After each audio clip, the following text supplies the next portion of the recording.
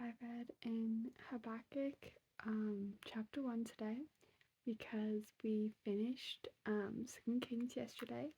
So, yeah, there were two verses that stuck out to me in chapter 1. The first one was verse 2, which says, "How long, Lord, must I call for help, and you do not listen, or cry out to you about violence, and you do not save?"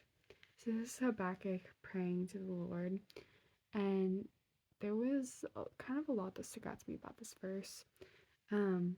And what I wrote down is that a lot of times we feel like God doesn't hear us when we ask for help, but He always hears us.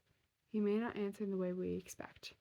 So, guys, don't have a set mindset of how God's gonna answer the same every time. He's gonna do the same. He's not. You can't predict what He's gonna do. He's God. And the second verse that stuck out to me is 5b, which says, "For I am doing something in your days that you will not believe when you hear it." This is the Lord answering Habakkuk. So what I read down is that God is great. God is doing great amazing things that we don't recognize, but when we do, we'll be shocked. Today's day 45, the title is Entering the Spectacular. The key verse is Hebrews 10:23, which says, "Let us seize and hold tightly the confession of our hope without wavering, for he who promised is reliable and trustworthy and faithful to his word." So we must hold on to the hope, and God is faithful to his word.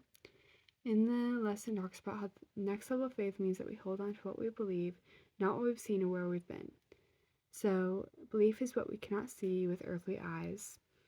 And then also in the lesson talks about how we are to anchor our belief in a never-ending hope, which we should have hope and excitement of Jesus' second coming.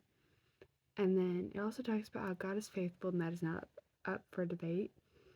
So what I wrote down is that He remains the same forever, and He's our rock. He's never going to change. And the last thing is that know that God has an infinite number of ways far beyond your comprehension to bless you, guide you, heal you, and fulfills every promise and plan for you to do. So we sometimes forget how great our God is. Like, He's so great, guys. He isn't doing things to discourage you, but to help you grow in your faith. So you have to be faithful and trust Him in everything so that He can do that work in your life, and so that you can grow and trust in Him.